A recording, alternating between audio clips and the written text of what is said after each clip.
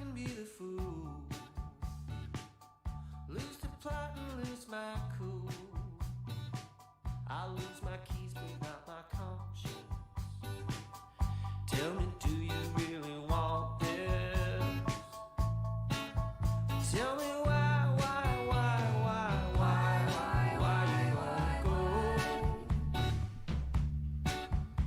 I've tried to let it show. Well, I've been. Well, a good Monday to you on this March 14th.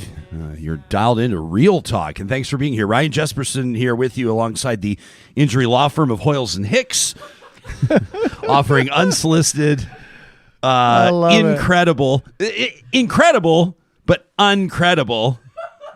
In other words, you don't want them representing you in injury law. Although I would have them, they're my ride or dies. I would have them represent me in any other context, maybe not injury law. John Hicks, the technical producer of this show, and Sarah Hoyles back in studio. So good to have you here. I haven't been here since last year. It's been a long time. It's been a while. And you were coming, like, you know what reiterated it to me this morning, what made me realize more than anything that it's been a while. You went to print something, and we've replaced the printer. You weren't even set up on the printer again. And I went, well, there's going to be some catching up here. But it's so good to have you here. I'm looking forward. Now I can make eye contact with my producer again, which is a big deal. I mean, people can't see it, but there's a big face of Ryan. Yeah, they can't see it, and I love it. It's only for my own personal enjoyment. John can't even show it to you on the camera, but we have the May edition of Edify magazine, the one with me nude in the tub smoking a cigar.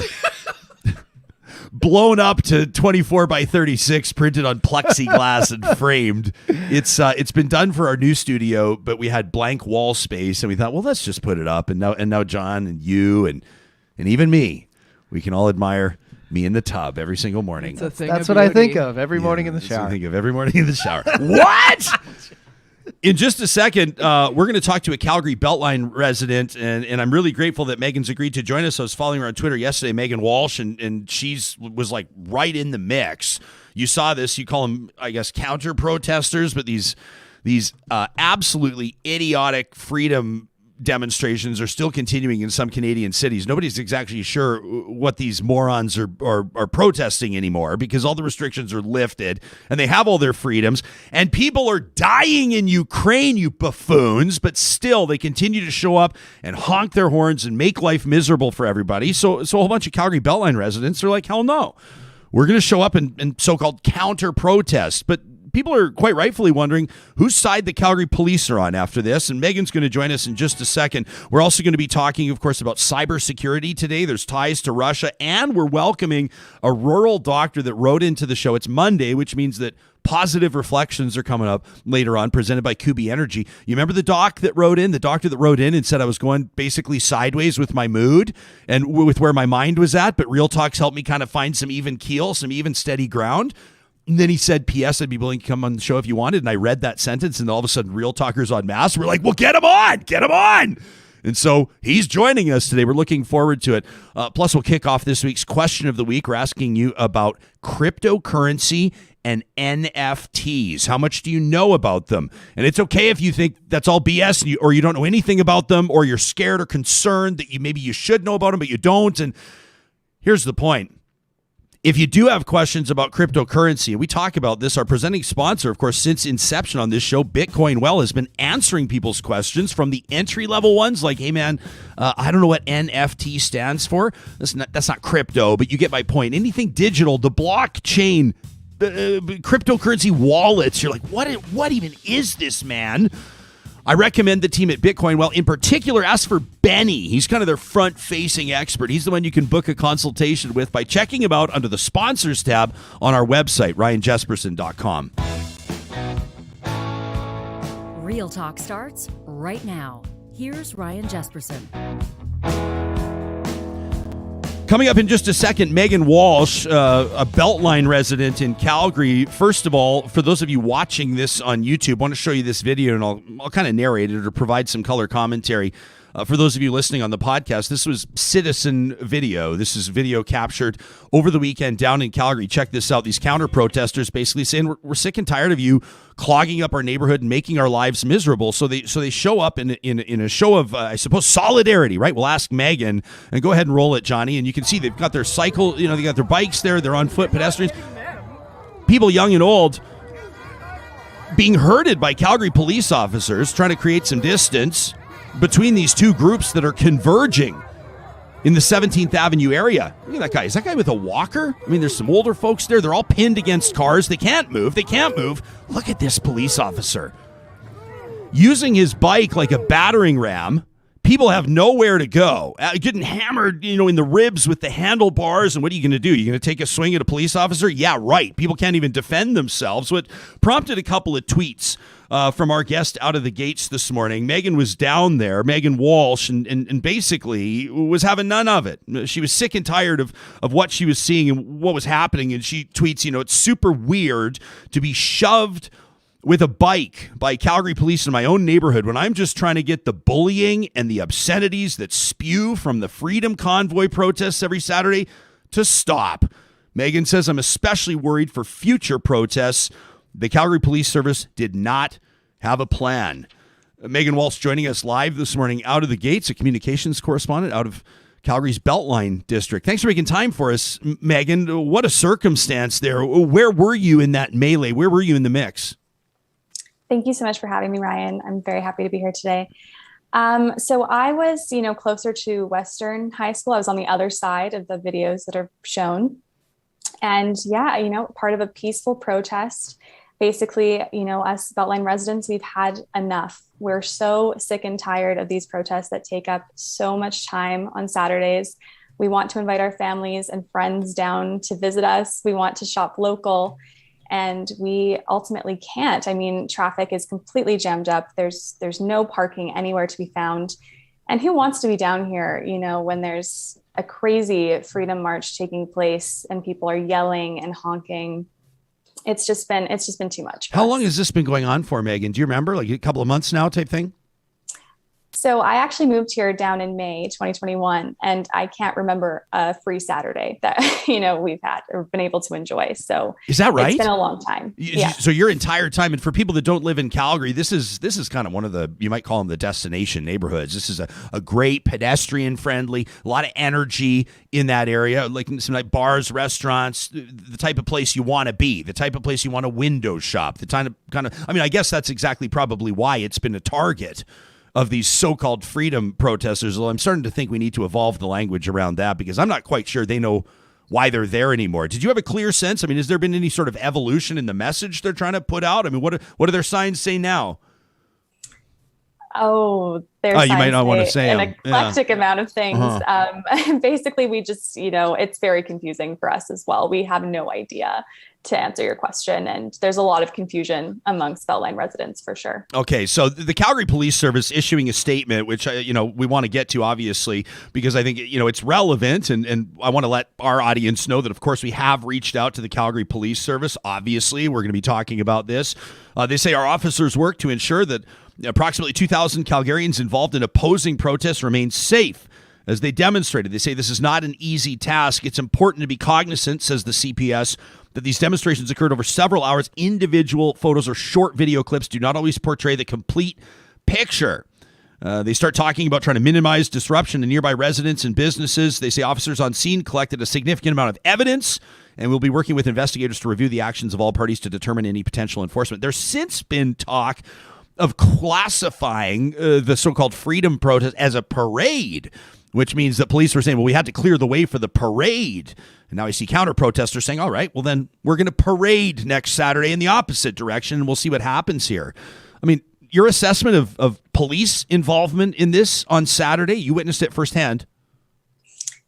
I mean, I would like to correct you in just terms of the counter-protesting parading back. We were definitely not. We were standing still, peacefully protesting with earplugs in, just kind of, laughing amongst ourselves. It's actually a great community down there. We're a diverse group and we have each other's backs. So, that's just one part there. But I mean, Yeah, it was very confusing to be on the receiving end of that sort of police force. And again, we really just want this to stop, and we just have each other's backs in terms of, this is a fantastic community of people who want our Saturdays. And we just, again, I can't speak so much to, how they can parade through us. Yeah. Well, no, it's just ridiculous. And what I was saying, Meaghan, is I was just seeing people on Saturday and Sunday of this past weekend saying, if classifying it as a parade gets these guys off the hook, then next Saturday we will be quote unquote parading back, which to me makes me a little nervous, because now you get to a point where I don't know, I see in my circle and people I follow on social media, a whole bunch of people going, I'm going to make my way to Calgary next Saturday, because it looks to me like the reasonable folks on this side of the equation could use a little extra help. And then now all of a sudden what are we doing? We're building up numbers in both directions. I mean, if the Calgary police aren't prepared for this, this could become a bigger and a bigger and a bigger problem. You know what I mean? I mean, Calgary's mayor, I thought, was showing leadership over the weekend. Jody Gondek, community members standing their ground are not counter-protesters. They're people with a right to a safe and welcoming community. And while council has no formal ability to direct the police or other enforcement bodies, we can be vocal and stand with our fellow Calgarians. What does that mean to you? It meant a lot. It meant a lot to see Mayor Gondek release that statement. And it just went to show, the solidarity that we're seeing on council. Our local councillor Walcott, was actually down earlier on Saturday talking to Beltline residents, asking us how we were feeling, collecting feedback.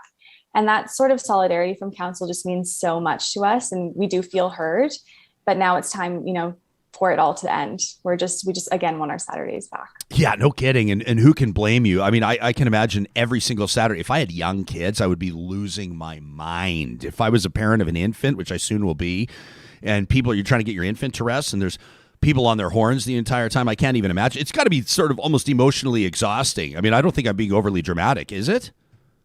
Absolutely. I mean, my partner and I, we do tend to shut ourselves in on Saturday afternoons, but we still see the protests. We still hear them, even though, we'll be watching TV or trying to distract ourselves. And it's so draining. It's very difficult. And let alone, there have been a few Saturdays where we have forgotten, and we're outside when these occur. And it feels dangerous. Like, I'm a young woman. I don't want to be walking around the Beltline on a Saturday afternoon when I know that people are going to be yelling at me for wearing my mask.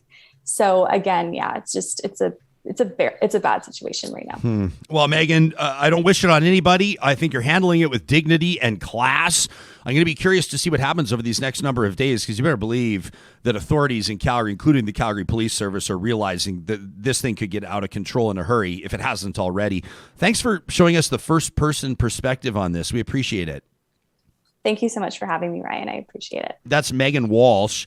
She's a communications specialist, as you can tell, very well spoken, obviously. But more importantly, or more relevant in this circumstance, she's a resident in the neighborhood that's seen this stuff happening.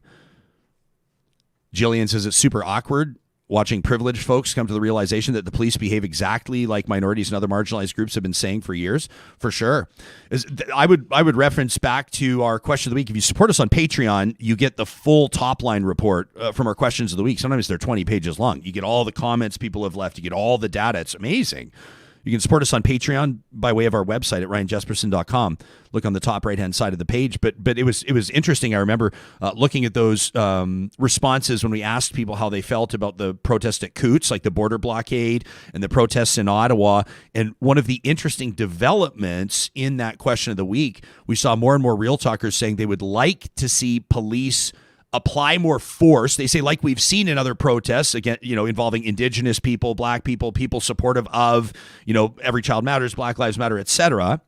We want to see more of that aggressive policing in Coots, where Chris Henderson and his team at Y Station, they're putting that data together for us on the report. They're going, whoa, wouldn't you think more people would be saying we want to see the police chill in the other circumstance? But no, the majority of respondents to our survey said they wanted to see more aggression to the people at Coots. And I think that's what was the most startling in this instance in Calgary, is the fact that the peaceful counter-protesters, they were, as she mentioned, had earplugs in, were standing quietly, and they were the ones that were facing the most aggression. Like, what are you going to do if a police officer and I'm not a police officer. I don't know what it's like. This is not an anti-police show. Like we say, every time we talk about this, we invite the Calgary Police Service, the Edmonton Police, I'm or actually whoever, just Toronto. emailing them right Right? now. I mean, like, we don't, forth. like, when we say we request interviews with these people, of course, that's because they're welcome to come on and share their side of the story. I understand that a part of policing is I'm sure that when you're trained is to sort of ramp it up and show aggression and like, you know, basically, pardon my French, someone's going to get mad at me for saying pardon my French, acknowledged. You can't say anything anymore. But that's sort of the police idea, like, you know, fuck around and find out. Right? That's sort of the cop way. Now, it's not to say there aren't cops that are soft-spoken, that are the good cop, bad cop side of the thing. But when police officers, maybe when they have their back against a wall or when they're outnumbered, they puff up the chest and they start to get aggressive and yell, right? And that officer, that one video, and the police say that's one instance, that's one video out of, sure, but it's on video. There it is. You know, it's showing people, including elderly people in this demonstration with nowhere to go, getting this mountain bike rammed into them. The handlebars jamming into their ribs, and you're pinned against a car. There's 1,000 people behind you. Where are you going to go? What do you want me to do, man? You know, where do you want me to go? Right? Meantime, all of these guys on the other side, these guys that are showing up, I bet you the majority of them aren't even from Calgary. They're coming into Calgary just to make, it's like, remember that's what Vancouver residents said when their city got burned down after they lost to Boston in the Stanley Cup final? None of them were from Vancouver. It wasn't us. It wasn't us. It wasn't me. Anyway, not the point. I think the video speaks for itself. I think Calgary's got a real issue on its hands. And at what point do these things, people say, oh, just you don't believe in people's right to protest. She's living there since May. It's now March. It's been 10 months. Every Saturday. What are you doing? But the right to protest includes getting a permit and doing it Sure. lawfully. Yeah, for sure. And these folks are not. Yeah. Well, and I mean, I guess I can just go park my car outside the chief of police house, chief of police, and just lay on the horn every Saturday for 8 hours. I guess that's cool. Maybe all my friends. Anyway. You know what? I'm going to hold the John Horgan video because we got our cybersecurity expert hanging tight, and we're going to play it. You've probably seen it. One of the reasons we're going to play it, this video of BC's premier past couple of days, is just because everybody's like, boy, John Horgan nailed it on this one. Addressing these protesters, addressing the, you know, but we've got a guest locked and loaded. I want to respect their time. So I'm going to quickly remind you today, hour is the best place to go if you're looking for a quick way to put some money back in your family's pocket. We know that this time right now, I mean, the way that electricity and natural gas prices are going, it's arguably more expensive now than ever. Never mind fuel prices. To keep your family moving, like the basics. If you go to parkpower.ca right now, you can compare rates on electricity, natural gas, and internet. And if you bundle your services, you'll save even more on the administrative side. Plus, you can get their fixed rates. Make sure you check those out. And the promo code 2022-Real Talk gets you $70 off your first bill at parkpower.ca. How fantastic is that? Our friends at Infinity Healthcare want you to know that if you're one of those millions of Canadians that are the so-called sandwich generation, which means you're still looking after your kids and you're looking after your parents may be elderly, or perhaps they have some special care requirements, maybe Alzheimer's or ALS or Parkinson's is in the mix. Infinity Healthcare is in the business bringing customer service back to healthcare. You can check them out, their services and their service areas on their website, infinity-8.ca. What everybody loves about Infinity is their personality matching service. They recognize with home care, it's got to be a great fit, and that's exactly what they do at Infinity Healthcare. Well, this is a really, really interesting collaboration. These 5 Canadian universities that have come together to form the brand new Cybersecurity Innovation Network. It's perhaps more relevant now than ever before with Russia's attack on Ukraine and the so-called cyber warfare that occurs as part of that. I mean, just look back on the past number of elections. How many people have asserted that there's been foreign, especially Russian influence in those democratic elections? Do we know enough about cybersecurity? Do we understand it? Are we well prepared to withstand attacks? Dr. Ryan Henry is a computer scientist working and teaching at the University of Calgary. The U of C joining Concordia, Ryerson, University of New Brunswick, and University of Waterloo to establish this National Cybersecurity Consortium. Dr. Henry, welcome to the show. Thanks for making time for us. Thanks for having me. Does the average person, the average civilian, even remotely understand how important cybersecurity is these days?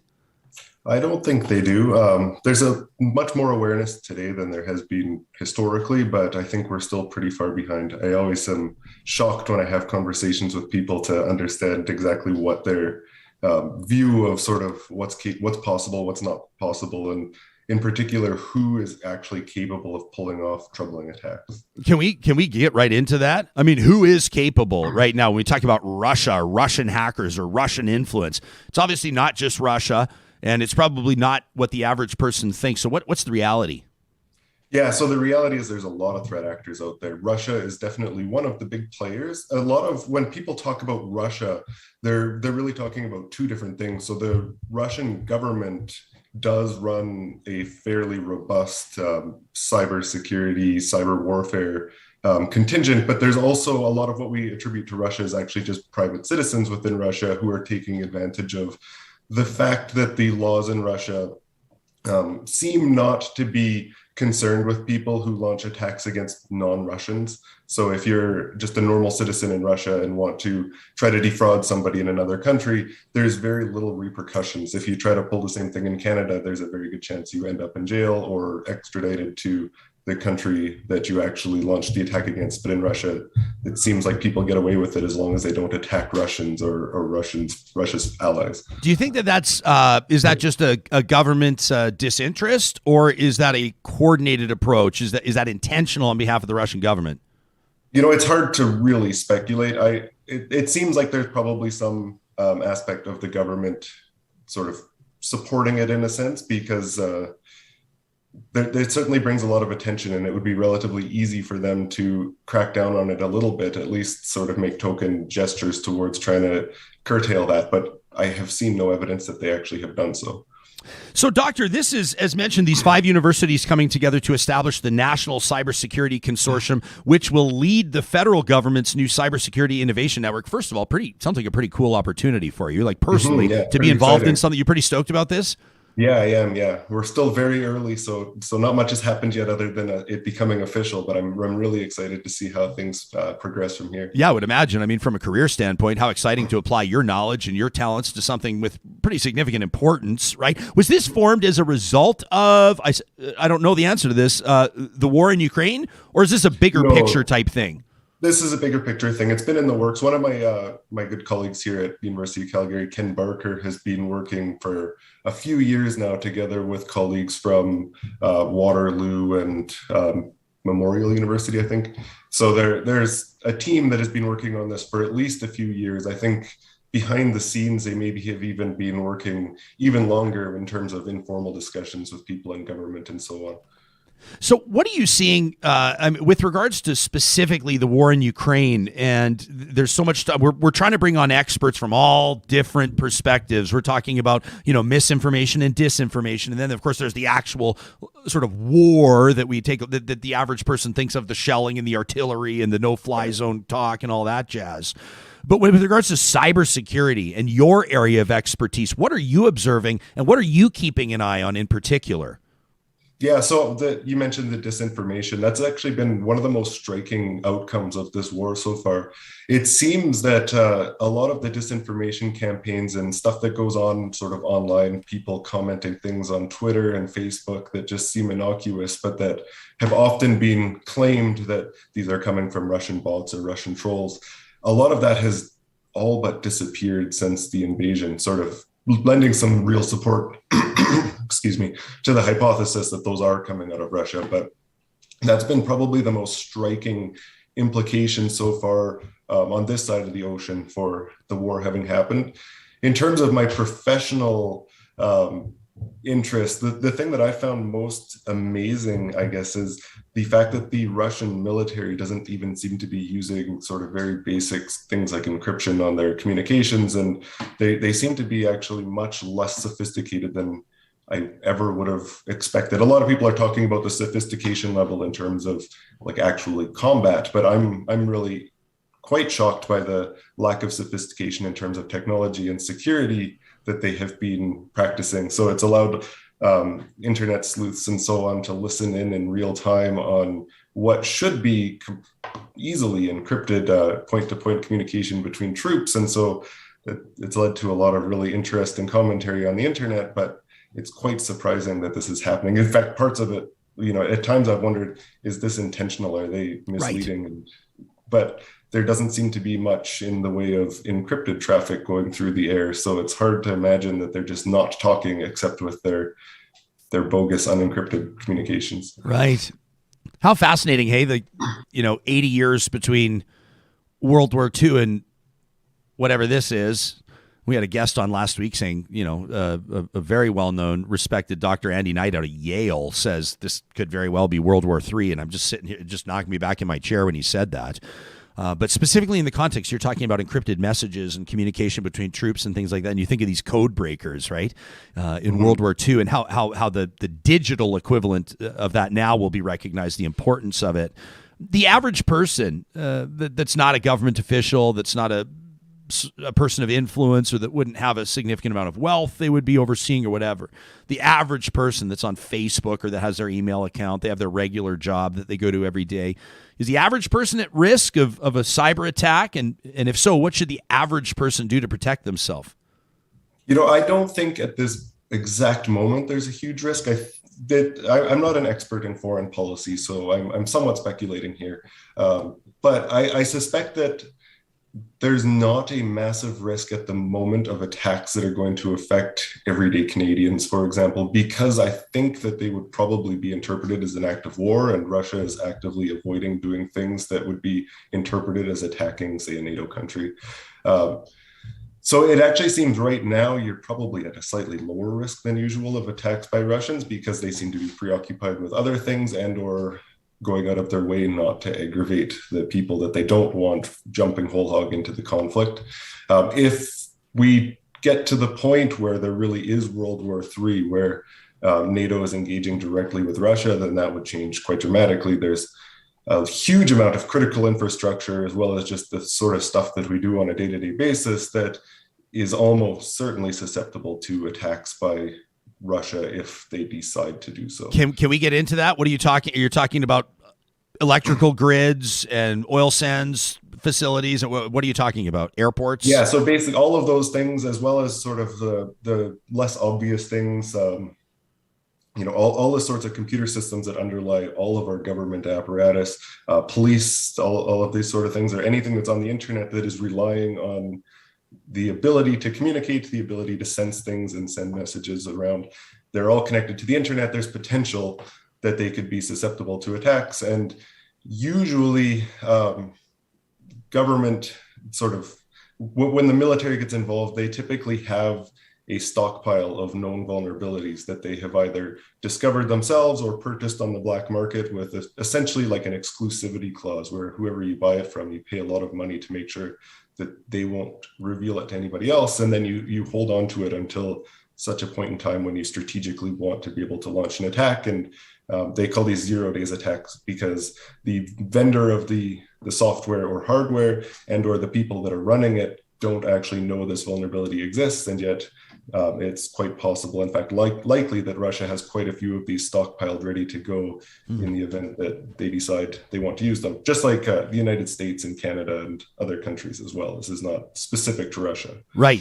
We're talking to Dr. Ryan Henry. If you're just joining us on YouTube or maybe live streaming this on the Mixlr audio app, he's with the National Cybersecurity Consortium. He's a computer scientist out of the University of Calgary.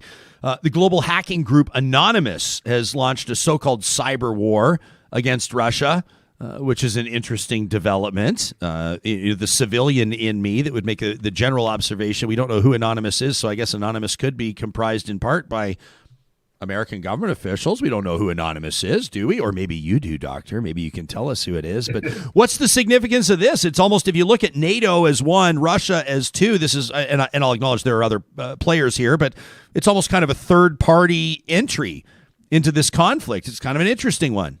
It is. This kind of comes back to what I said earlier about Russia, actually. A lot of what we often attribute to Russia may very well just be Russian citizens taking advantage of lax laws around attacking foreign entities.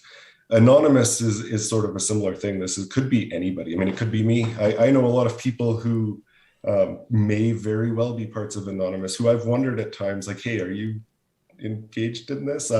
So yeah, like you say, it could be almost anyone, and it could very well include government officials, either in an official or unofficial capacity. I could definitely envision military and intelligence people doing this on the side in their own time without telling their superiors. And I could also envision those similar people actually doing it officially, but using the guise of Anonymous to prevent this from being considered an attack by the government, because that would be potentially an act of war against their interpreted as an act of war. Yeah, interpreted as an act of war, which is oftentimes just like an official one, depending on what sort of response it elicits, right?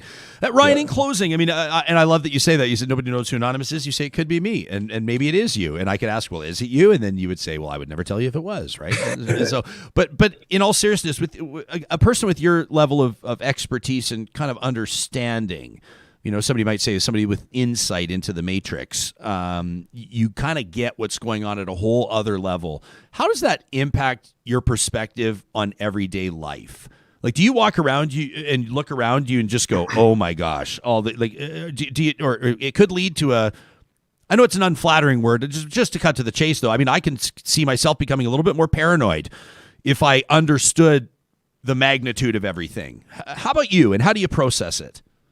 Yeah, there have been times where that's certainly been the feeling that I've had, this sort of paranoia, because I realize how many aspects of our everyday life are susceptible. I think over the years, I've actually maybe grown numb to it.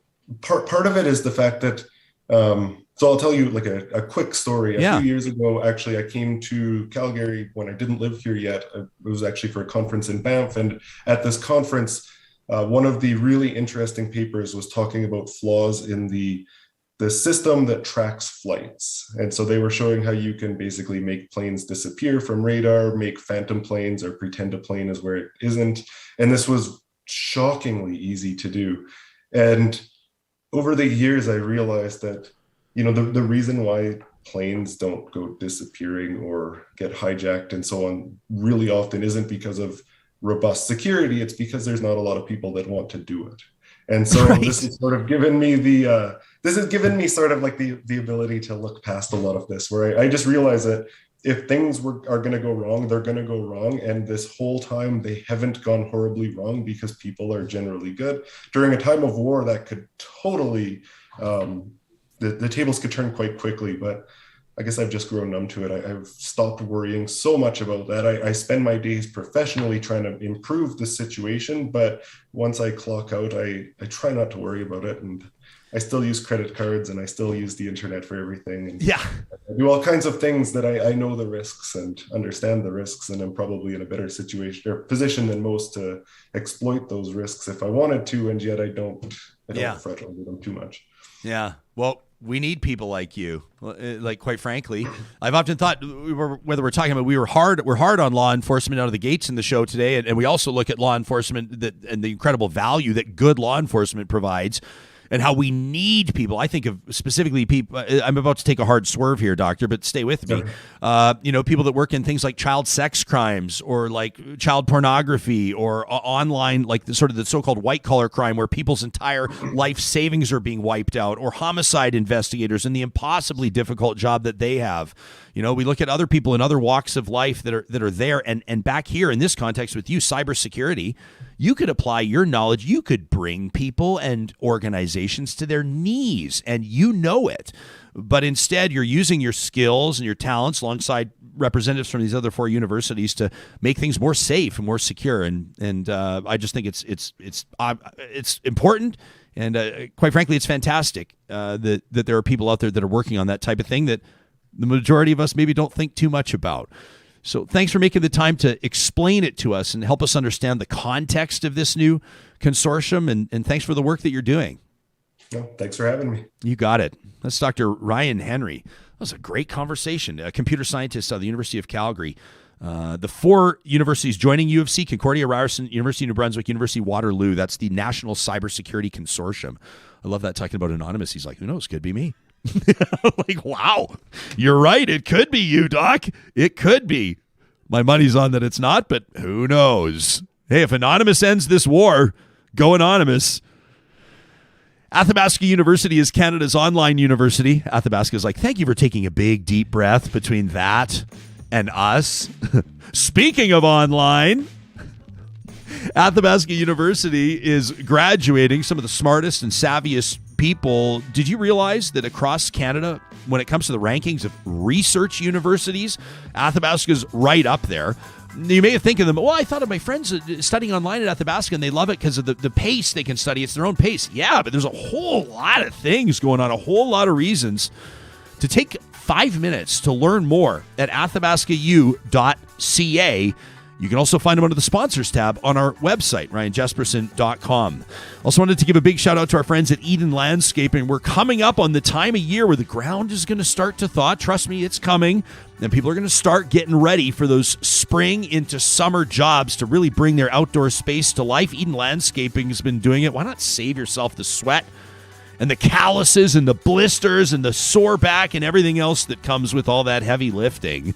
Check out their portfolio, the services they can provide online at landscapeedmonton.ca, and get in touch with them today. It's never too soon to get started on bringing your outdoor space to life with Eden Landscaping. Well, we led off the show today talking to Meaghan Walsh, a resident in Calgary's Beltline district, about the so-called freedom protest, the freedom demonstration that's happened every Saturday down in Calgary. Edmonton's seen its fair share, and other Canadian cities have as well, including rural communities. British Columbia is among the provinces that continues to see these demonstrations. And over the weekend, BC's Premier John Horgan was asked about them. He was asked about his message to these so-called freedom demonstrators. Everybody's talking about what Premier Horgan had to say. And I would just say to these people, goodness me, get a hobby. Find something else to do with your time. We are removing restrictions at a pace that is consistent with the work we've done for the past 2 years. And 94% of adults in British Columbia are vaccinated. So we are spending an awful lot of time with a small group of people who seem to have nothing better to do with their time but to drive around in circles honking their horns. I wish they'd take some time to watch television and see the evening news about real tragedies and real disruptions in freedom that are going on in Europe right now. Give your head a shake. Find a better way to take your energies and put it to positive outcomes. That's my recommendation, and I'm hopeful that some of the people who were planning to come here will take that to heart and do the right thing. Find positive pursuits for your excess energy. That was the one thing, Johnny, that jumped out at me, where Horgan says 94% of adults in BC are vaccinated. We're spending an awful lot of time talking about a pretty small number of people. And people say, well, they're not small. It's a small group. Science, it shows it. It's a small group. Yeah, 94% of adults in BC. That's pretty encouraging. I wouldn't have guessed, like off the top of my head, if I hadn't have, Googled it and checked out the data. 94%. You're never going to get to 100. Everybody wants to get to 100, but there's no way you're getting to 100. 94 is pretty good. Pretty good. So yeah, the idea that they are a small group, but they are very, very vocal. And the whole thing around this is that folks are planning to drive from Ottawa to Victoria. There's a convoy of vehicles that are planned. And that's where Horgan is like, okay, just don't even bother. Don't come this way. Like, go. They're going to Victoria, so they're all going to have to pay for the ferry. They understand that, right? Well, the other thing what we do? What do we do? We give the ferry captain $10,000 to just hang a hard left and take him down to Washington State. That's what we do. That's definitely an just idea. Unload them. Nothing to see here, folks. All their F-150s, horns honking, driving off, and then they finally realize. Wait a minute. Wait a second. Why is everything in miles an hour? I'm not really sure what they're up in arms about. I mean, to the point that what we heard from Meaghan, the idea that this is not about freedoms. I mean, BC has lifted its mask mandate on Friday and plans to stop its COVID vaccine passport in April. So, if we're talking about freedoms and COVID and vaccines, it's not an issue anymore. Yeah. I mean, the pandemic is still happening, yes. But the vaccine passports and the mask mandates, no more. Everybody's talking about this, whether you're an NFL fan or not. Brady's back. We barely talk sports on this show. We barely talk football. I respect a lot more sports. You think we should talk a lot more sports, Johnny? Well, you can have some influence here. Were you surprised to see? I think he's widely acknowledged as the greatest of all time. He stayed retired for 6 weeks, and he's back? I knew he was coming back. The first week he retired, I'm like, this is not going to last. Tom Brady's a guy who likes to win. He's not done yet. I think he's got at least one more ring before it's over. Yeah. So his retirement lasted 40 days. There's kind of a biblical thing to this, right? Jesus out in the desert for 40 days. It's true. Yeah. And then Jesus was in the desert for 40 days. And when he came back, he had his whole fresh perspective and understood his calling. He did ayahuasca. He came back. He did ayahuasca. He came back after his peyote journey. So he stays retired for 40 days. And I guess making his announcement, he says, these past 2 months, I've realized my place is still on the field, not in the stands. That time will come, but it's not now. I love my teammates. I love my supportive family. They make it all possible. I'm coming back for my 23rd season in Tampa. Unfinished business, LFG. I love that LFG. But why? Why retire then? I don't understand. Was it all just to create hype? Maybe. You got to create some buzz. It could have been a contract thing. Maybe. To me, I'm kind of midlife crisis much? No. Midlife crisis? Yes, his identity is so wrapped in being a football star that he had 40 days, and he was like, oh man, who am I? Who is Tom Brady? No, you can't. Without football? Well, he's a guy with $300 million and the hottest wife on planet Earth and but he can't 7 Super Bowl rings. No, it's not that he can't handle it. I think that you probably look at it. Let me tell you, Sarah. No, I don't know, but I would imagine that he's probably sitting there going, "I've still got the body to do it, for sure. I've still got the will to do it, for sure. I've still got the drive to do it." And he sees that Aaron Rodgers is getting all that money. He's like, "Nah, Aaron Rodgers, $50 million a year for 4 years, $200 million Packers, total. That's $200 million bucks. Don't even get me started on Aaron Rodgers. You overpaid, Green Bay. Yeah, that was unbelievable, that deal too. Okay, so Tom Brady's back, so maybe that does something to people's picks on who might look like the favorite when it comes to this coming Super Bowl. We'll tell you somebody that's decided to stay in retirement, at least political retirement. And this was pretty interesting, Sarah. You and I were talking on Friday, I think it was. Friday, when that polling came out, Thursday or Friday last week, you and I were talking about it. It showed that Pierre Poilievre, among conservatives polled that intend to cast a ballot in the upcoming leadership race, 41% say they're going to vote for Pierre Poilievre. The next closest was at 10%, which was Jean Charest, who had just launched his campaign. And then McKay's in there at 9%, Peter McKay. Yeah, that was astonishing. He's like, he's not even around. He's never said he's going to, and now he's officially said, nope. Yeah, I'm not doing it. Peter McKay over the weekend. If you're listening to this on the podcast, fine. If you're watching on YouTube, couldn't they just get him a desk lamp or something? I mean, couldn't they have done what did they shoot this on, a flip phone? Anyway, it's not good. Anyway, here's Peter McKay. Hello, I would like to share with you some personal news that I have just come to today. And that is, after much consultation with friends and colleagues and family, of course, I've come to the decision that I will not be seeking the leadership of the Conservative Party of Canada. Okay, so Peter McKay says he's not going to do it. Some people wondered if he might come back because he saw that opening. This is maybe maybe it wasn't your time. When Aaron O'Toole won, and that was a bit of a surprise. Keep in mind, McKay was the favorite. Maybe that wasn't your time. Maybe now it's your time. Other people speculated. I mean, Peter McKay still owes.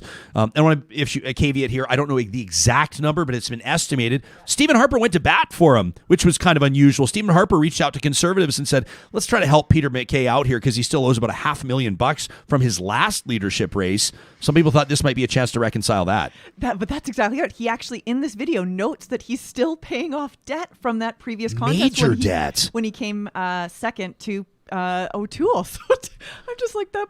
I mean, my heart kind of breaks a little bit. It's a lot of money too, and that's a personal debt, right? I saw it estimated at one point it was over $1 million. That's what somebody in the know, somebody that worked on the campaign, told me that, and then it was estimated that he still owed about $500,000. So the thing is, if you thought, if I'm Peter McKay and I think if I put together a leadership run here and have a great team around me and fundraise, then that fundraising could help me out on the other side. But at the same time, that's not, it can't be your motivation. I think he probably, I don't know, I'm not speaking for Peter McKay. This is my guess. Nobody's given me, I don't know. But I sort of feel like the Pierre Poilievre train right now, it seems like the Conservative Party, and I'm talking about the members, are pretty intent on having this guy as their next leader.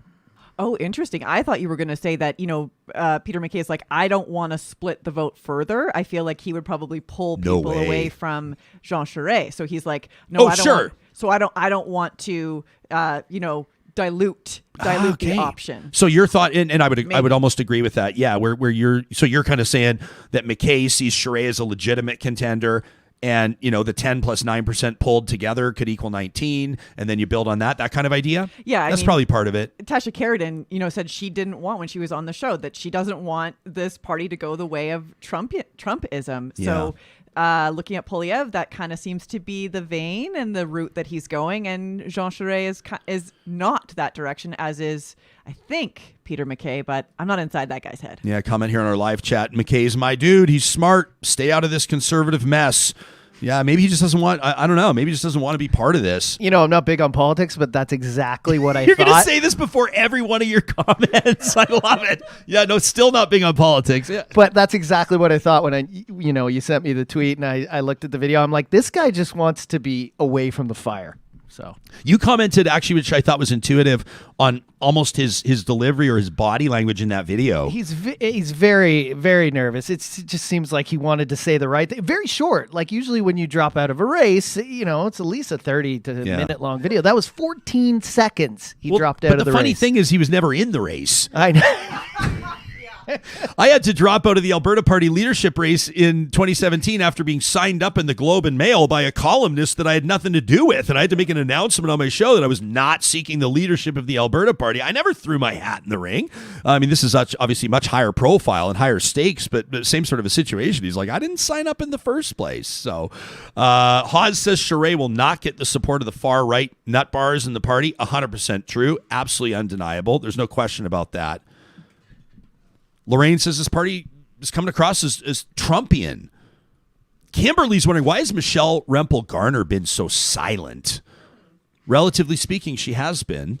It's kind of an interesting one, too. I've seen Michelle Rempel suggested to be one of the more progressive conservative politicians out there, and I haven't been commenting, and I've just been monitoring those conversations online. Thing that's a pretty interesting take. I think some people would have a hard time seeing Michelle Rempel as a progressive, but if you look at the way she's voted on several things, there's a bit of a track record where I think she can make the argument. The question is, can you sell it to people? That's the question. Do people buy it?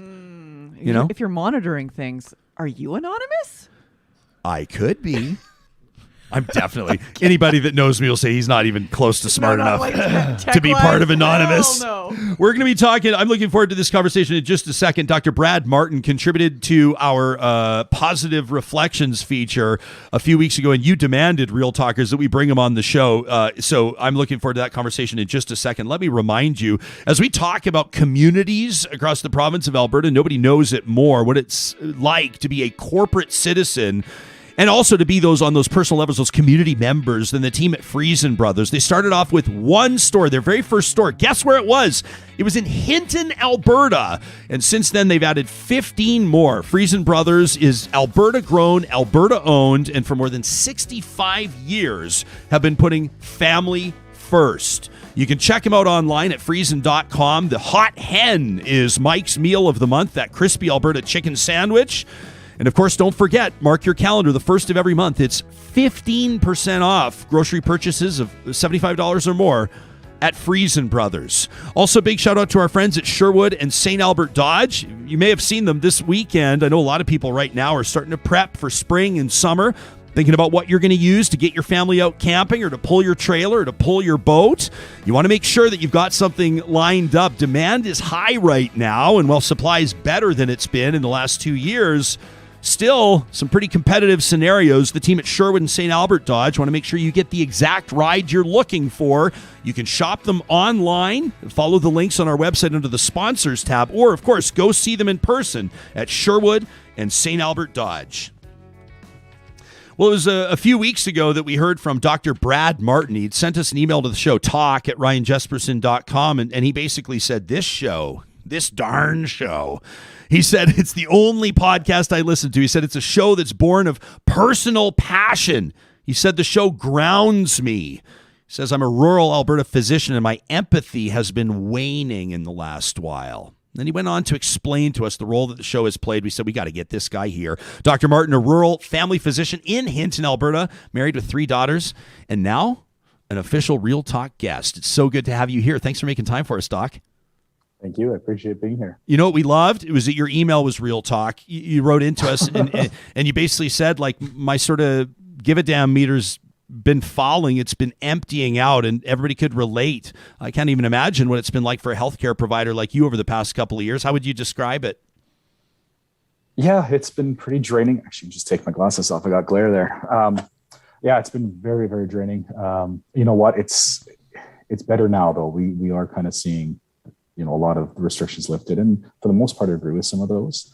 I don't really know why people are complaining so much about masking, but we could have probably kept that a bit. But I haven't actually been too into the numbers here in the last little bit, but it seems like the stress on the system's been down, and I think that's the thing that people just don't understand. Like, even though I'm in Hinton, I can't send cardiac patients to the ICU when the ICUs are full. So it really affects kind of everyone when you see those big numbers in the city. And I think people are just a bit too removed from that.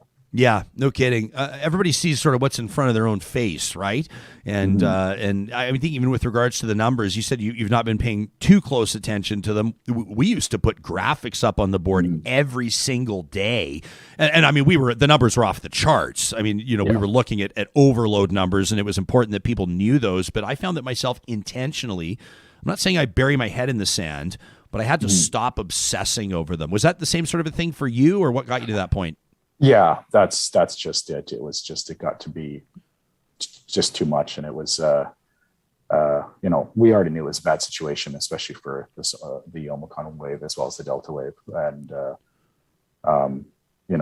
definitely didn't agree with some of the restrictions being lifted as soon as they were. I definitely agree with the overall, getting back to normal, but it's just a matter of just a little bit more time before we start to open up. But it seems to be going okay right now, although we're not really tracking any cases because there aren't any PCR tests. I know, and that's the thing is like we're not tracking any cases. There's none of this testing, and people are like, "Oh, the numbers aren't that bad." It's like, well, yeah, because we don't know what the numbers are. But at the same time, I know that I'm encouraged to hear you say that you're okay and somewhat supportive of lifting of some of the restrictions. I mean, if a physician is saying that, I know people will give that a little bit more credibility than the average person. What are you noticing, or how are you getting to that point where you'll say that on the record on this show? What do you see around you?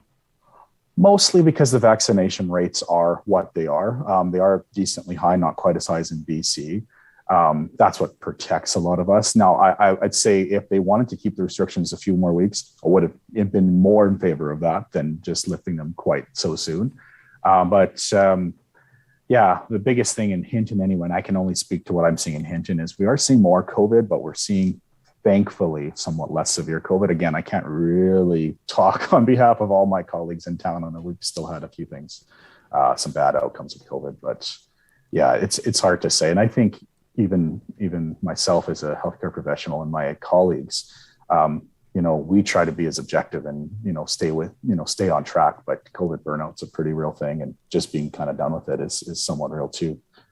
But I still think we need to be safe to keep our hospitals safe. People are still screened at the hospitals. The hospitals need to stay safe, and our long-term care homes and things, like we still need to keep those measures up. Yeah. On the burnout front, what adjustments have you made? I mean, it's a personal question, obviously, but how have you managed it? You mentioned in your intro, you've got a family, you've got community obligations, you're a human that can feel exhaustion, that can feel anguish. I mean, how have you managed? Not greatly, to be honest. Relief valves like being on this show, it's great. I mean, this has been, I was honestly, when I got the email from Sarah, I was fangirling since then. So I'll try to keep it together right now. But no, it's been a process, and honestly, I could say I haven't handled it very well. It's been burnout. It's been just rough nights, not sleeping. My family's been my best support. Obviously, that's been great. My wife, Meaghan's been amazing, and my kids are great. So that's always nice. Work, as a break from home as a break from work kind of thing. So that balance, I've been lucky. That's why I am a rural physician, surprisingly enough, to get that balance. I'm on call 24/7 for a lot of things, but it's just been, you know what? I don't even know, because I can't say I've actually kept it together quite so well. In the last few weeks, though, I feel like I've had a turning point, and that was my email to you, because I kind of gave up giving a shit about negative opinions, and, you know, just let it go, because people come from somewhere, and if they don't want to wear a mask, they don't want to be vaccinated. That comes from somewhere. Misinformation is huge. I can't necessarily blame the person when it comes to just how credible some of these things are online, or how credible they seem anyways. I've just kind of given up being upset with people. So that was my big thing about the email, because I was convinced I was going to find the perfect trash talk for you, and it didn't turn out that way. Let me read this line. You said, where is it here? You said, I thought that I was going to write in. Oh, man, I can't find it now here in your email. It's amazing. But you basically said I was going to take my sincerest thanks. I really thought I was just going to be a source of sarcastic, sardonic, and angry trash talk. But I'm proud to say my first letter correspondence to you is a positive reflection, which it was. And it just totally inspired the whole audience, which is the point of Positive Reflections, presented by Kuby Energy. And so we loved that. But I'll be honest, like Hinton, first of all, love Hinton. To me, it's obviously the gateway to Jasper National Park. It's like just an absolutely beautiful community. You wake up, you could look outside and see the mountains every day, which maybe the average person in Hinton takes for granted. I grew up in Calgary. I could see the mountains every single day when I woke up. Moved to Edmonton, I had to remind myself what they looked like. So, but the point is that maybe does something to your mental health. But Hinton was also where I was sitting. I was having a bite to eat on my way back from Jasper. I was at Folding Mountain Brewery. I was having a bite to eat, and the bartender says to me, "You going to get out of here? You're going to get ahead of the convoy?" And I said, "What are you talking?" He goes, "Yeah, the convoy's coming through here. It's coming through Hinton. It's supposed to be here in just a little bit." He goes, "I don't think you want to get trapped behind that." And sure enough, it was that road trip. I don't remember the exact date, a couple of months ago, maybe 6 weeks ago, I guess it was, something like that. And that was when, as I was driving back on Highway 16 east back to Edmonton, starting every overpass, ditches, people were having campfires in ditches, lawn chairs were out, big Canadian flags, signs for the convoy, the protest. And it was interesting because on one hand, I'm noticing what's going on around me. I'm going, there's a lot of people out. It was not a fringe. It was like I was trying to keep a rough tally in my head, about 500 people, 600 people on the sides of the road and things like that on the drive through. But it was also, and we didn't even know yet what that was going to turn into. I didn't know that they were going to, desecrate the National War Memorial and all these types of things. We didn't know there'd be weapons found at Coots. We didn't know all that kind of stuff. But I still felt this kind of burning, I don't know if I'd call it anger, but certainly something within me that has seen professionals and the most essential services maligned over these past numbers of months and the past couple of years, quite frankly. And that includes doctors like you, includes nurses, includes academics, researchers, and I'm just really getting to a point where I guess maybe I had to get to where you got a few weeks ago, where I could let some of that tension out, because I knew it was building up inside me, and it manifests itself in ugly ways, right? All of a sudden you make a snarky comment to somebody you care about, or all of a sudden you start to, unhealthy habits, or whatever the case is for each individual person. You have to find a way to get to that point where you can release some of it, but it's way easier said than done, I've realized myself. Yeah, absolutely. And that's exactly where I was at. But that tension, that anger from the convoy, that's something we've been dealing with people that were doing, for a while in the summer. We had every Saturday, there was an anti-mask rally in Hinton. And that was just ridiculous, in my opinion. I mean, I get not wanting to have certain restrictions, like, even get people being against things like having to show they're vaccinated to get to restaurants. I don't think that's a big deal. My biggest thing is just putting a piece of cloth on your face. It wasn't hard. It wasn't difficult. Still isn't. I often go out in public with a mask on still. I find people not, because, with vaccines, we are a little bit more protected. But yeah, it was just, there was always a group of 8 to 12 people. It wasn't a big group, but they'd be out every Saturday just protesting having to wear masks, like their freedoms were completely gone. And it's really not. I mean, you have to wear, underwear and pants to get into a store, just one more piece of clothing, really. Like, there's really nothing to it. I just couldn't understand. It takes more effort to be upset about a mask than it does to actually wear it. Yeah. And yeah. No kidding. I mean, I guess technically you have to wear underwear or pants to get into a store, but still, I suppose we'll take your point. Hey, Doc, bigger picture, you've been practicing for how long, and how long in Hinton? So since I graduated residency, I've actually been in Hinton the entire time. Coming up on 6 years now. Nice. Okay. So July. you've got the lay of the land. 6 years is enough time to get the lay of the land. How would you assess things like, availability? If my family moves out to Hinton, can I find a family doctor? Are you able to, do you notice anecdotally around you that you're able to attract and retain talent? A lot of people are talking about the rural doc shortage. Is that a reality where you are? Yes and no. So we are probably, based on towns of the similar size, so Edson being similar size, they have about the same amount of positions as we do. I would say we're probably a little bit better on that front, having docs. But right now we only have, as far as I'm aware, so don't quote me on this, but we have one accepting physician that's accepting new patients. He just started up here. And we still have quite a few hundred people that need it. So we are short, but I don't think we're as short as a lot of other places. Hinton, other communities might hate me for saying this, but Hinton's a little bit of a gem in the rough when it comes to towns this size being as well staffed it is. We have 2 full-time general surgeons.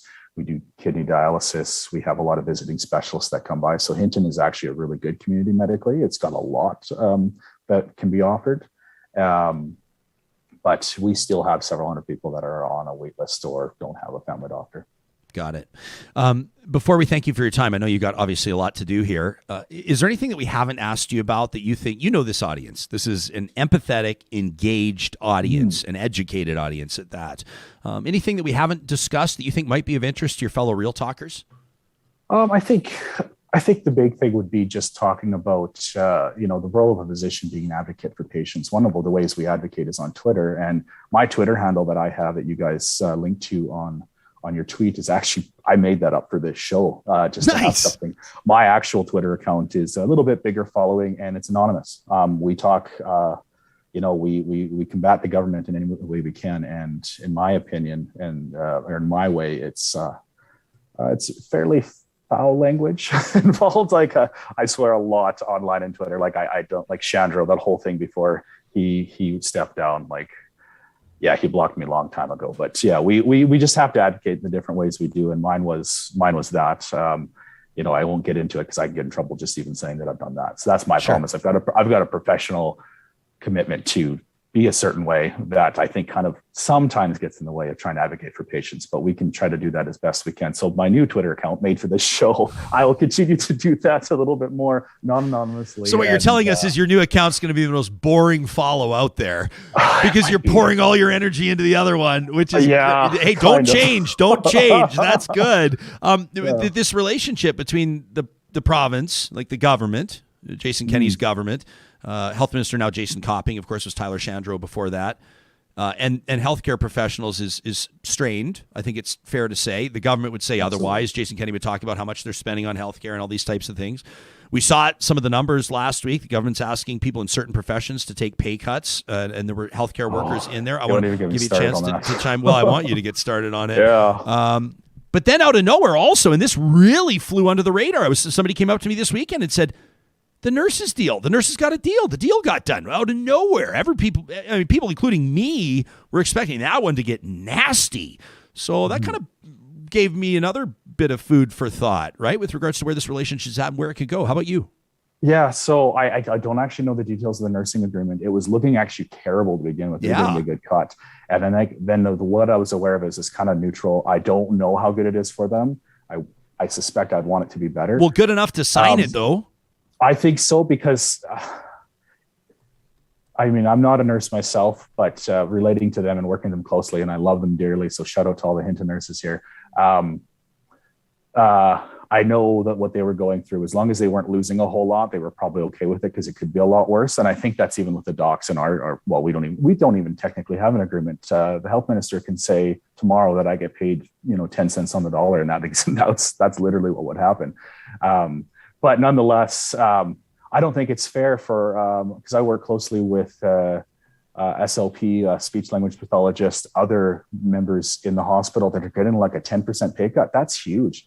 I mean, Hinton being close to the mountains, close to Jasper, the living expenses here are pretty high. And for people that I suspect wouldn't get paid nearly as much as a physician or even a registered nurse would, those are huge pay cuts. So I think what happened is the nurse just got a lot of support and a lot of body behind them and a lot of public support.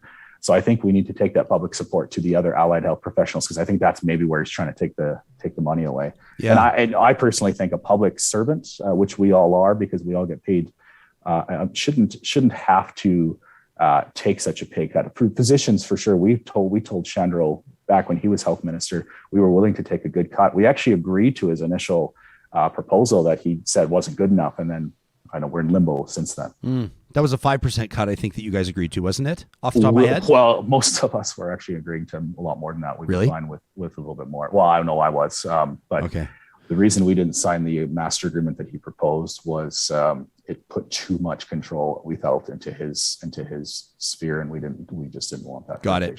Just a couple of quick points, like just points of interest. Brace yourself. I'm going to throw a few numbers at you, but the nurses deal that was ratified back in when was it? Just the end of January. It's about a 4-year deal, includes a 4.25% pay increase over the life of the agreement. So let's call it 1% per year, along with a one-time lump sum payment of 1%. In recognitions of nurses' contributions during the pandemic, maybe a show of good faith, and then some other details that people can check out online, including the implementation of a rural capacity investment fund, which will allocate $5 million a year to recruitment and retention strategies in rural and remote areas, and $2.5 million a year for relocation assistance. So that could be good. Obviously, when you talk about rural areas, you're in one of the ones where everybody would love to be, right? I mean, you're the gateway to the mountains and all that kind of stuff. Might be a little bit. I'm not going to start naming communities that would be the opposite of that, but some communities a bit more of a challenge to pull people out there. Let's acknowledge that's just a fact. Yep, so absolutely. Hey, Doc, I just I'm the son of a physician, and I've just got so much respect. My dad would take me in the late afternoons into the evenings when he'd go do his rounds at the Holy Cross or the Rocky View in Calgary, and of course I wouldn't go in the rooms with the patients, but so that would mean I'd get to spend some time at the nursing stations and hang out with the nurses a little bit too, and it really formed my earliest admiration for what it takes and the sacrifices and the time involved. And it's a calling. It's a career, but it's a calling. So I always love a chance to check in with a healthcare professional that's willing to subscribe to that idea of real talk. And so we appreciate it. Thanks. I'm so proud to have you subscribing to the show. We really appreciate it. Thank you very much. I appreciate it. You guys are the best. Thank you. Awesome, Doc. Thanks. That's Dr. Brad Martin.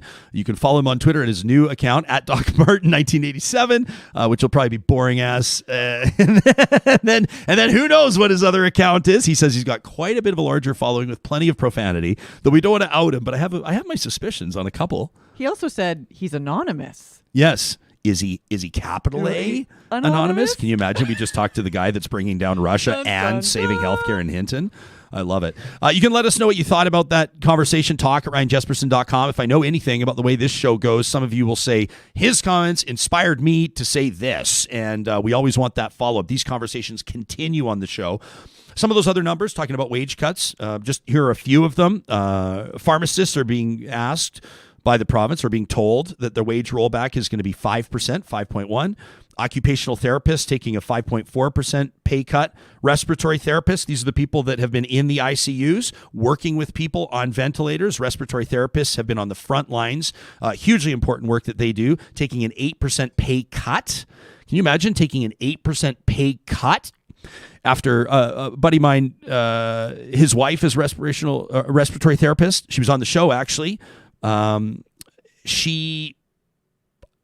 hear these stories from people, like they get home and they're taking off their scrubs in the garage in the early stage of the pandemic and trying to clean themselves off before they come in. They try not to hug their kids, or if they do, they're worried they're getting too close. Remember the knowledge around the pandemic at the beginning was so stressful for people, especially people that were in the ICU. I mean, you're looking after 21 or 8 or 10, depending on where you are, people that are COVID positive, that their scenario is so grim that they're in the ICU. Imagine taking an 8% pay cut at the end of the day. Pharmacy techs, did I mention this one already? An 11% pay cut. And social workers, because who needs them? An 11% pay cut for social workers in the province. So, I mean, I don't know how you wrap your mind around that if you're one of these people that's been showing up to work every single day. But also inflation, folks. Like, we're looking at the highest rate of inflation. A lot of people are wanting to go to their employers and say, hey, I need a bump up because cost of living, it's supposed to match. It's supposed to go in line, in lockstep with inflation when you get your raise each year. And remember what we learned about, sorry to cut you off, but remember what we learned about inflation just talking last week. that inflation over the past while has been on pace in Canada for a 5.1% increase, well outpacing the average of about 2.4%. Exactly. So then you're saying, oh, but also we're going to cut you by 11%, your Yeah. wage down? Yeah. That's a tough pill to swallow.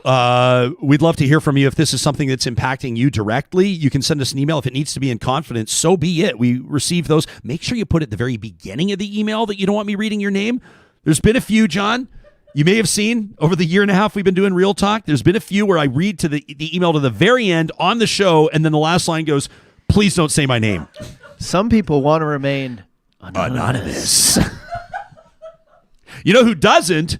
Is Local Environmental. They want you to remember their name and remember it well. Anytime that you're looking for portable toilets, maybe you're putting on a music festival or some sort of a community gathering, fencing, water hauling, garbage and recycling management, whether it's in your community, perhaps it's on your job site, perhaps you're a small business owner, maybe you've got a retail storefront or a restaurant. Why not keep it local with Local Environmental Services? They've been in business across the prairies, Alberta, Saskatchewan, constantly growing their footprint.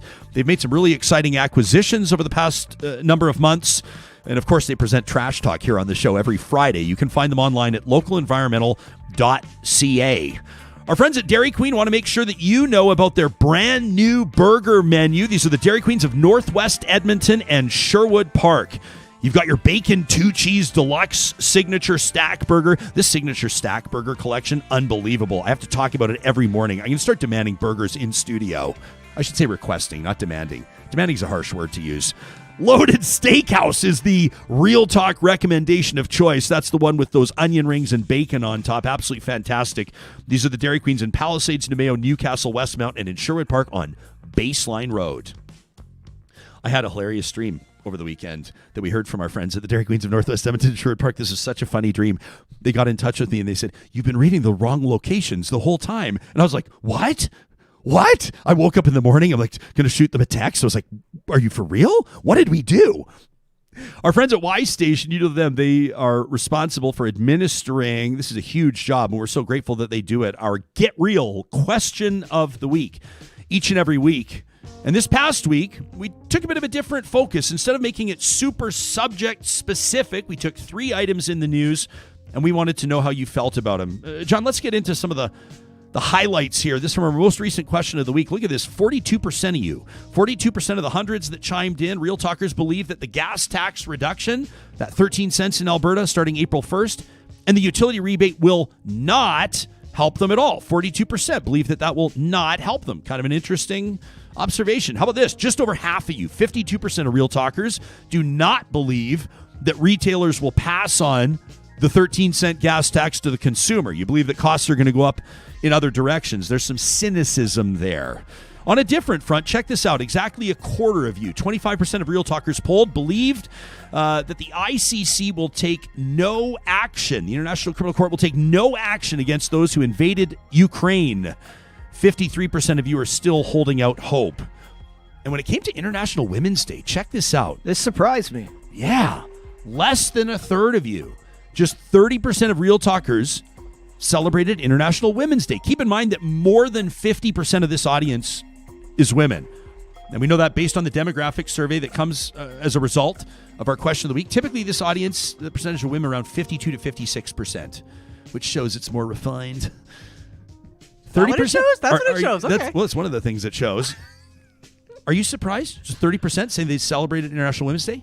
I mean, celebrate. Maybe that's what it is about. That could be it. We talked about that. The idea that what are we celebrating? Should we be saying Happy International Women's Day? Let's recognize it's International Women's Day, but there's a lot of shit we still have to fix before we can toot the horns and have a little balloon party. Yeah, that could be it. It could be that more than 30% obviously recognize the importance of International Women's Day, but they were far from celebrating. Yeah. Maybe that's the case. John, why was it such a surprise to you? Well, that's what I thought as well. I don't mean to piggyback on what Hoyle said, but maybe just this year, it's not the best year to be there's not a lot to be celebrating, right? In terms, women are still fighting for equality, equal pay, and with everything going on in the other side of the world as well. I always try to use different words when I'm like promoting our content or pushing things out, and I'll say things like we observed it or we recognized it. It's not necessarily celebrating it. Yeah. Right? We observe Remembrance Day. We recognize, National Day of Truth and Reconciliation. We're not celebrating it. That's a really good point. Yeah. So that's kind of an interesting one. The word celebrate is an interesting one. More and more people using funerals as a celebration of life. There's nothing. Oh, can you imagine? Good times. Come on. At a funeral? Use that at a funeral. Just sort of change the vibe a little bit. I want my funeral to be a party in 2077, hopefully. We asked about an amazing woman in your life, and we wanted to share some of these because these were so great. One of you said, I have so many amazing colleagues at my job, the Edmonton Public Library. They're knowledge keepers. They're wise and good people. Another one of you said, the best mentors in my life have all been women, but the most fantastic, my high school band director, Roberta Barrel. She created a fantastic supportive environment for everybody coming through the door, showed me I had a place to belong, and cemented my love of creating and appreciating music. How about that? Another one of you said, let's not do this. The cheerleading around this day, in light of how we have let women bear a vastly disproportionate share of the burdens of this pandemic, feels like a slap in the face. Spare me the uplifting memes. All right. That's what I'm talking about. I mean, Johnny was like, can we, just because you have a daughter or a wife, you said it so well. I don't want to get people angry, but I just said, like, it That's seems what we do here, like, John.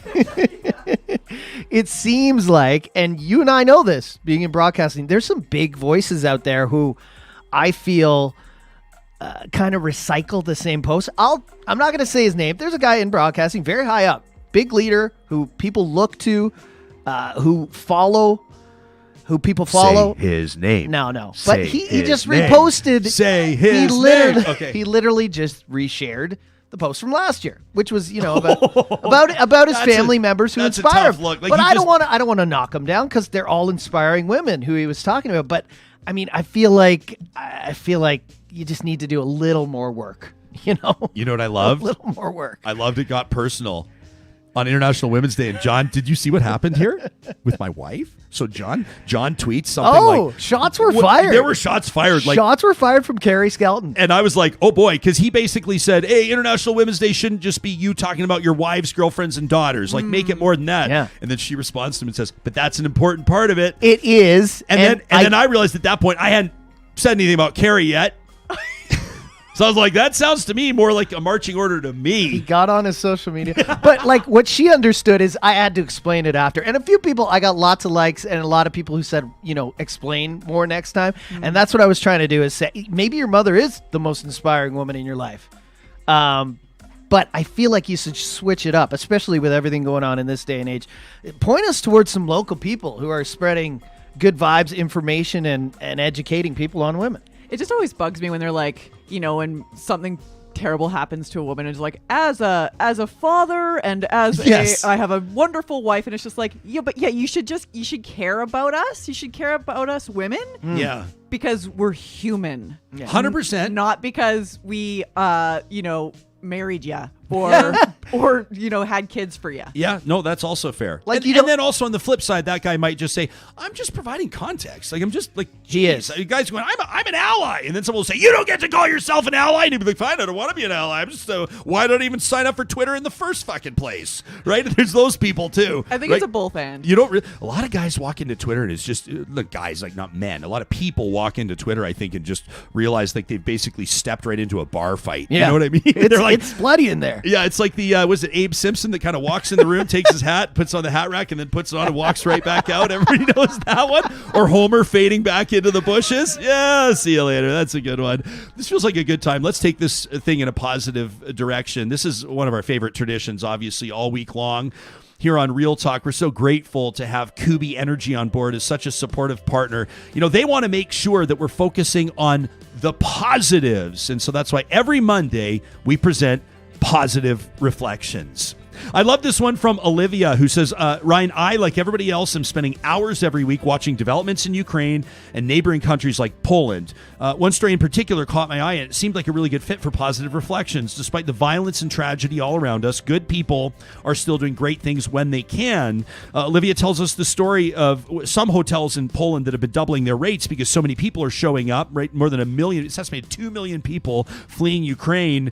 Says, but there are hotels like the Arch Hotel Lublin, offering free shelter for refugees fleeing this Russian attack. They've got a network of hotel connections, and their staff is working together. It's a Polish hotel chain, pledging more than $1 million, an initial commitment for free temporary housing for Ukrainian refugees. Olivia says this story, watching people collect donations, volunteering their time to aid Ukrainians, is really a positive reflection. And a shout out to Dan. Dan reached out and said, I've been grateful for Real Talk's commitment to tackling mental health issues and tough conversations over the past year or so, especially in the context of the pandemic. And I wanted to share a study I came across. Dan says, I thought it would be encouraging to my fellow Real Talkers. Thanks for building this community. This is AXA's annual mind health study. Dan shared the link. It's a post-pandemic world, says CEO Claudio Genial with AXA, says the post-pandemic world looks set to be a kinder place for all of us to live. New research shows that although the UK is experiencing more mental health impacts than the rest of Europe, Brits have actually become more compassionate and empathetic. The study shows that the pandemic has actually helped to destigmatize mental health conditions, and it's encouraged people to have more open conversations about their own struggles and to better acknowledge when they need support. And 40% of the people that participated in this survey say that they now care more about the well-being of their local community. 39% feel their local community has become a kinder and more friendly place. How great is that? And Dan, we want to thank you for sharing. If you want to read more on that, just Google AXA, A-X-A, their annual Mind Health Study.